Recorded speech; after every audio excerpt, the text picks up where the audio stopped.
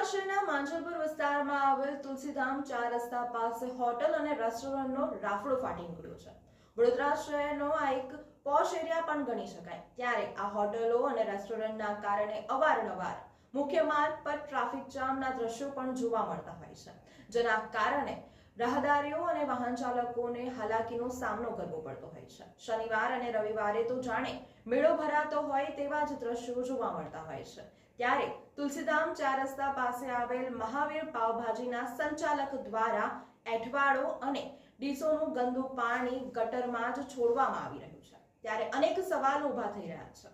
એક તરફ વડોદરા મહાનગરપાલિકા દ્વારા સફાઈ ઝુંબેશ હાથ ધરવામાં આવી રહી છે, ગેરકાયદેસર દબાણો હટાવવામાં આવી રહ્યા છે, ટ્રાફિક દ્વારા પણ ગાડીઓ ઉઠાવવામાં આવી રહી છે, ત્યારે આ સંચાલકો સામે કાર્યવાહી કેમ નથી કરવામાં આવતી? શું અધિકારીઓ અને સ્થાનિક નગરસેવકોના આશીર્વાદ છે સંચાલકો પર?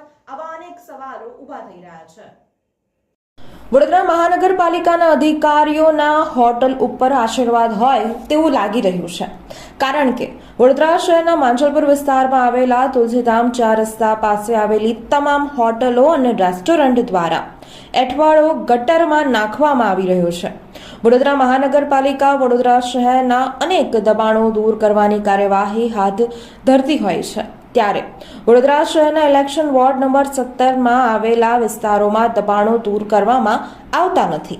સાથે મોડી રાત્રે હોટલ ધારકો દ્વારા હોટલમાં ભેગો થયેલો એઠવાડો ગટરમાં નાખી રહ્યા છે, સાથે ડીસો ધોયેલું પાણી પણ ગટરમાં છોડવામાં આવી રહ્યું છે। ત્યારે શનિવારે અને રવિવારે તો જાણે મેળો જામ્યો હોય તેવા જશ્નો જોવા મળતા હોય છે। સાથે હોટલમાં આવનાર ગ્રાહકો દ્વારા રોડ ઉપર પાર્કિંગ કરવામાં આવતું હોય છે, જેના કારણે અડધો અડધ રોડ બ્લોક થતું હોય છે અને રાહદારીઓ અને વાહન ચાલકોને ઘણી મુશ્કેલીનો સામનો કરવો પડતો હોય છે। ત્યારે વડોદરા શહેરના માંજલપુર વિસ્તારમાં આવેલ તુલસીધામ 4 રસ્તા પાસે આવેલી મહાવીર પાવભાજીના સંચાલક દ્વારા ગટ્ટરમાં એઠવાડો નાખવામાં આવી રહ્યો છે। શું પાલિકાની વહેમ નજર છે કે પછી સ્થાનિક નગરસેવકોના આશીર્વાદ હોય તેવું જ લાગી રહ્યું છે?